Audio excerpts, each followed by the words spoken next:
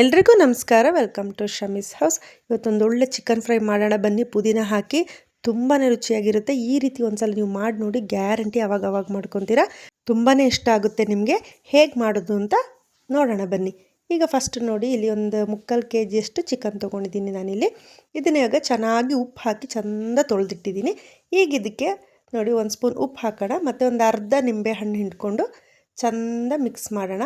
ಉಪ್ಪು ಮತ್ತು ನಿಂಬೆಹಣ್ಣು ರಸ ಎಲ್ಲ ಕಡೆ ಸ್ಪ್ರೆಡ್ ಆಗಬೇಕು. ಆ ಥರ ಚೆಂದ ಮಿಕ್ಸ್ ಮಾಡಿ ಒಂದು ಸೈಡ್ಗೆ ಎತ್ತಿಟ್ಕೊಬಿಡೋಣ.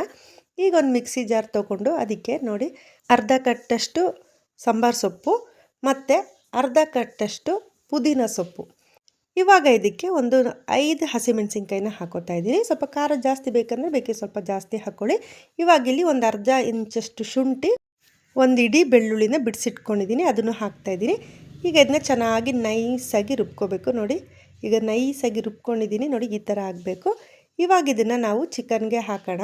ನಾವು ಫಸ್ಟೇ ಚಿಕನ್ಗೆ ಉಪ್ಪು ಮತ್ತು ನಿಂಬೆಹಣ್ಣು ಹಾಕಿರೋದ್ರಿಂದ ಚಿಕನ್ ಬೇಗ ಉಪ್ಪು ಹಿಡಿಯುತ್ತೆ, ತುಂಬಾ ರುಚಿಯಾಗಿರುತ್ತೆ. ನೋಡಿ ಇವಾಗ ಅದನ್ನು ಹಾಕಿಬಿಟ್ಟು 1 ಸ್ಪೂನು ಅರಿಶಿನ ಪುಡಿ, ಒಂದು ಅರ್ಧ ಸ್ಪೂನು ಧನಿಯಾ ಪುಡಿ ಮತ್ತು 1 ಸ್ಪೂನಷ್ಟು ಕಸೂರಿ ಮೇಥಿ, 1 ಸ್ಪೂನು ಕಾರ್ನ್ಫ್ಲವರ್ ಪುಡಿ, ಇಷ್ಟನ್ನು ಹಾಕಿ ಒಂದು ಸ್ವಲ್ಪ ಉಪ್ಪು ಹಾಕೋಣ. ನಾವು ಫಸ್ಟೇ ಉಪ್ಪು ಹಾಕಿದ್ವಿ.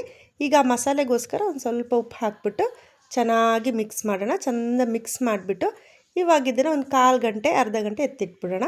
ಒಂದು 10-15 ನಿಮಿಷ ಸಾಕು ಎತ್ತಿಟ್ರು. ನೋಡಿ ಇವಾಗ ಆಗಿದೆ, ಒಂದು 10-15 ನಿಮಿಷ ಕಳೆದಿದೆ. ಈಗ ಸ್ಟವ್ ಮೇಲೆ ನಾನು ಪ್ಯಾನ್ ಇಟ್ಕೊಂಡು ಅದಕ್ಕೆ ಎಣ್ಣೆ ಹಾಕ್ಕೊಂಡಿದ್ದೀನಿ, ಅದು ಬಿಸಿಯಾಗಿದೆ. ಇವಾಗ ಇದಕ್ಕೆ ಚಿಕನ್ ಹಾಕ್ಕೊಳ್ಳೋಣ ಬನ್ನಿ. ಈ ಥರ ಯಾರೆಲ್ಲ ನನ್ನ ಚಾನಲ್ ನೋಡ್ತಾ ಇದ್ದೀರಾ ಪ್ಲೀಸ್ ಸಬ್ಸ್ಕ್ರೈಬ್ ಮಾಡ್ಕೊಳ್ಳಿ, ಪ್ಲೀಸ್ ಸಪೋರ್ಟ್ ಮಾಡಿ.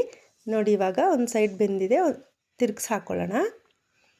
ಈ ಥರ ಎರಡೂ ಸೈಡು ತಿರುಗಿಸ್ಬಿಟ್ಟು ಚೆನ್ನಾಗಿ ಬೇಯಿಸ್ಕೋಬೇಕು. ಇದನ್ನು ಒಂದು 10-15 ನಿಮಿಷ ಹಿಡಿಯುತ್ತೆ.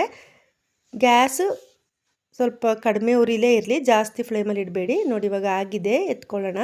ನೋಡಿ ಎಷ್ಟು ಚೆನ್ನಾಗಾಗಿದೆ ಅಲ್ವಾ, ತುಂಬಾ ರುಚಿಯಾಗಿರುತ್ತೆ. ಎಲ್ಲರೂ ಮನೇಲಿ ಟ್ರೈ ಮಾಡಿ ಹೇಗೆ ಬಂತು ಅಂತ ಕಮೆಂಟ್ ಮಾಡಿ. Thank you.